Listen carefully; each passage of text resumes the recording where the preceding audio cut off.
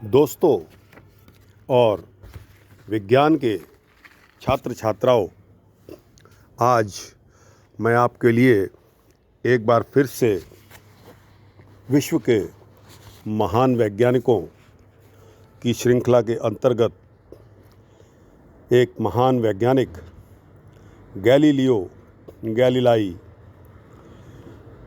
के बारे में बात करना चाहता हूँ और आपको यह भी बता देना चाहता हूँ कि कभी कभी विज्ञान की खोजें कभी कभी धर्म की खोजों से टकरा जाती हैं। ऐसे में धर्म, क्योंकि आस्था का विषय रहता है, उसके आगे वैज्ञानिकों को झुकना तो पड़ता है। लेकिन क्या कभी आपने यह जाना कि कोई भी वैज्ञानिक जब किसी तथ्य पर पहुंचता है तो उसके पीछे कोई ना कोई ग्राउंड, कोई ना कोई वजह है और सॉलिड प्रूफ जिसको वह सत्य मानकर चलता है, और जब वो उजागर होता है तो आस्था का भी कभी कभी भंडा फूट ही जाता है। दोस्तों, गैलीलियो का जन्म विश्व के इतिहास के वर्ष 1564 बहुत ही महत्व का दिन है। इस वर्ष में दो महान विभूतियाँ इस संसार में आईं। एक तो शेक्सपियर और दूसरे गैलीलियो गैलीलाई। एक महानुभाव साहित्य के दिग्गज और दूसरे महानुभाव महान वैज्ञानिक। गैलीलियो ने उस समय के डूबे हुए धर्म और अंधविश्वास में डूबे हुए समाज को एक नई दिशा दी, मगर उसके वैज्ञानिक विचारों का ऐसा विरोध हुआ कि स्वयं गैलीलियो को भी महंगा पड़ा। दोस्तों, बात कुछ ऐसी ही है कि ईसाईयत के धर्म के मुताबिक गैलीलियो ने इस बात का खंडन किया और कहा कि पृथ्वी नहीं बल्कि सूर्य इस ब्रह्मांड का केंद्र है और पृथ्वी तथा अन्य ग्रह उसके चारों ओर घूमते हैं, यानी कि सूर्य के चारों ओर घूमते हैं। तो दोस्तों, बाइबल में यह दूसरी तरह से लिखा हुआ है। ये बातें क्योंकि बाइबल के खिलाफ जाती थी और पादरियों के लिए इसको सहन करना आस्था के विरुद्ध था, इस कारण से गैलीलियो गैलीलाई पर अभियोग लगाया गया, यानी कि मुकदमा लगाया गया और कचहरी में उनके ऊपर अपनी इस बात को वापस लेने के लिए दबाव बनाया गया, उनको मजबूर किया गया। दोस्तों, गैलीलियो इस समय बूढ़े हो चले थे और उनकी शारीरिक शक्ति भी कमज़ोर हो गई थी। अतः न्यायालय के डर से, बुझे हुए मन से उन्होंने स्वयं ही अपनी बात को झूठा कहना स्वीकार कर लिया और उन्होंने पॉप के सामने इन शब्दों में माफ़ी मांगी, वो क्या है मैं आपके सम्मुख रखता हूँ। वो शब्द थे, मैं गैलीलियो गैलीलाई, सन ऑफ स्वर्गीय Vincenzio Galilei, resident of Florence, as approximately 70 years. आज कचहरी में हाजिर होकर अपने असत्य सिद्धांत का त्याग करता हूँ कि सूर्य ब्रह्मांड की गतिविधि का केंद्र है और स्वयं स्थिर है। और मैं शपथ खाकर कहता हूँ कि इस सिद्धांत को अब मैं कभी नहीं मानूंगा, ना ही दोहराऊंगा और इसका समर्थन और प्रतिपादन भी किसी रूप में नहीं करूंगा। तो दोस्तों, एक तरफ एक वैज्ञानिक की खोज जो कि तथ्यों पर आधारित, एक तरफ बाइबल में लिखा हुआ यह तथ्य कि पृथ्वी के चारों ओर सूर्य चक्कर काटता है, दोनों ही बात एक दूसरे के इतनी विरुद्ध थी जिस पर बलवा होना स्वाभाविक था। लेकिन ज्यों ही पॉप के सामने से हटकर गैलीलियो बाहर आते हैं तो फिर उनके मुख से यही निकलता है कि earth is moving now and the sun is static, और पृथ्वी सूर्य के चारों ओर घूम रही है। आखिर सत्य के अन्वेषक तो थे ही गैलीलियो, और उनका वर्षों पुराना यह प्रयोग जिसके तहत वे एक कंक्लूज़न पर पहुँचे थे, उसको उन्होंने पुनः दोहरा दिया। गैलीलियो का जन्म 15 फरवरी 1564 को इटली के टस्कनी राज में पीसा नगर में हुआ था। उनके पिता विंसेंजियो गणित एवं संगीत के विद्वान रहे, मगर उनकी आर्थिक स्थिति अच्छी नहीं थी। बांसुरी बजाना गैलीलियो ने अपने पिता से सीखा था और इनको चित्रकारी का भी बहुत शौक़ था।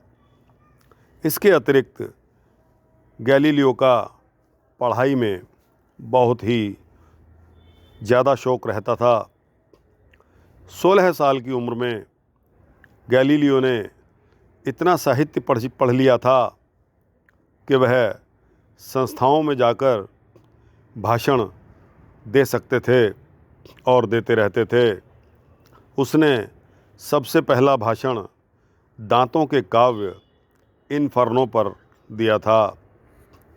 गैलीलियो के पिता गैलीलियो को डॉक्टर बनाना चाहते थे, अतः उसे चिकित्सा शास्त्र के अध्ययन के लिए पीसा विश्वविद्यालय में दाखिल करवा दिया था कि ये एक महान चिकित्सक बने। यहीं गैलीलियो ने अपना पहला अनुसंधान पूर्ण कर लिया। उनका मन धार्मिक विषयों में नहीं लगता था, लेकिन गिरजाघर में जाकर फिर भी थोड़ी देर के लिए उनको खड़ा रहना पड़ता था। एक दिन गैलीलियो ने देखा कि हवा के झोंके के कारण रस्सी से लटकी हुई लालटेन इधर उधर झूल रही है। गैलीलियो उसको गौर से देखते रहे। और जब हवा धीमी हुई तो लालटेन के झूलने की दूरी कम हो गई, मगर इधर से उधर और उधर से इधर चक्कर काटने का क्रम चलता रहा। गैलीलियो ने अपनी नब्ज़ की धड़कन से यह निरीक्षण किया था। गैलीलियो के इसी खोज यानी कि पेंडुलम का सिद्धांत के आधार पर उसके पश्चात यांत्रिक घड़ियां भी बना दी गई, जो कि गैलीलियो के सिद्धांत पर ही एक खोज का क्रम था। उस समय लोगों की धारणा थी कि यदि किसी भारी और हल्की वस्तु को ऊंचाई से एक साथ गिरा दिया जाता है तो भारी वस्तु ज़मीन पर पहले पहुंचती है, लेकिन गैलीलियो ने कहा कि दोनों वस्तुएं एक साथ गिरेंगी, और ऐसा करके उन्होंने दिखा भी दिया। पीसा की झुकी मीनार, जिसका नाम लीनिंग टावर है, पर चढ़कर उन्होंने एक हल्की और एक भारी गेंद एक साथ गिराई। नीचे खड़े पीसा विश्वविद्यालय के अध्यापकों और अन्य दर्शकों ने देखा कि दोनों गेंदें एक साथ ही गिरी।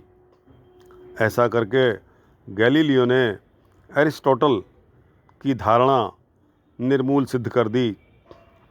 यह बात तब की है दोस्तों, जब वह पीसा विश्वविद्यालय में गणित के प्रोफेसर थे।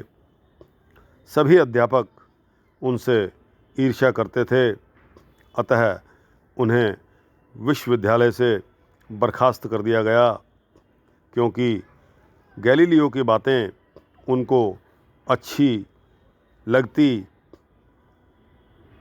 लेकिन कड़वी लगती थी।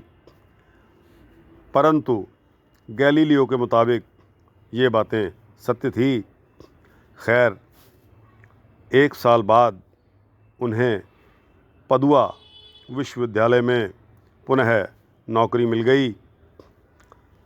उन्हें यही पता चला कि लिपर्शी नामक व्यक्ति ने कोई शीशा ईजाद किया है, जिससे दूर की चीज़ें नज़दीक और बड़ी दिखाई देती हैं। गैलीलियो ने स्वयं एक दूरबीन बनाई, जिसको हम टेलीस्कोप कहते हैं, और आकाश में झांककर कुछ तथ्य एकत्रित किए। इनके मुताबिक उन्होंने बताया कि चाँद भी हमारी धरती की तरह एक पिंड है, और उस पर भी पहाड़ और घाटियाँ हैं। वह स्वयं प्रकाशमान नहीं है। यह बातें जो कि गैलीलियो ने बताई थी, आगे चलकर आखिरकार सभी वैज्ञानिकों को माननी पड़ी और सत्य सिद्ध हुई। अपने जीवन के अंतिम वर्षों में गैलीलियो ने dialogues on two new sciences यानी कि दो नई विज्ञान पद्धतियों पर कुछ संवाद लिखना प्रारंभ कर दिया, जिसमें गति तथा गुरुत्वाकर्षण आदि के अनेक अन्वेषण कार्य संग्रहित थे। यानी कि पहला गति यानी कि मोशन, दूसरा गुरुत्वाकर्षण यानी कि ग्रेविटेशनल फोर्स। इनके ऊपर जो इन्वेंशंस गैलीलियो ने की थी और उनका जो संग्रह था, इससे पूर्व उन्होंने a dialogue on to the system of the world यानी कि ब्रह्मांड के संबंध में दो मुख्य व्यवस्था सूत्र लिखी थी। इन्हीं पुस्तकों पर पोप का उन्हें कोप भाजन बनना पड़ा और तमाम यातनाएं भी झेलनी पड़ी। अपना उत्सर्ग करके उन्होंने सत्य का संधान किया। अंधविश्वासी मान्यताओं को तोड़ने में गैलीलियो सफल रहे और समाज को इस प्रकार वैज्ञानिक विचारों ने एक नई दिशा दी। गैलीलियो के सिद्धांत ही आगे चलकर न्यूटन की खोजों के आधार बने। इस बात को न्यूटन, जो कि एक महान वैज्ञानिक रहे, उन्होंने स्वीकारा है कि गैलीलियो एक दिग्गज था जिसके कंधों पर चढ़कर मैंने खुद दुनिया देखी।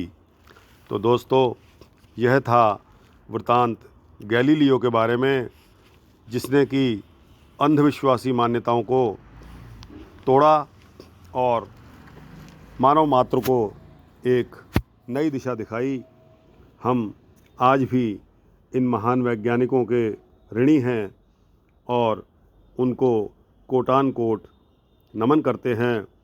आप सब भी ऐसे महान वैज्ञानिकों को अपनी ज़िंदगी में इनके चरित्र के निर्माण के साथ अपने चरित्र का भी निर्माण करके एक महान वैज्ञानिक बनिए, ऐसी मेरी कामना है। धन्यवाद।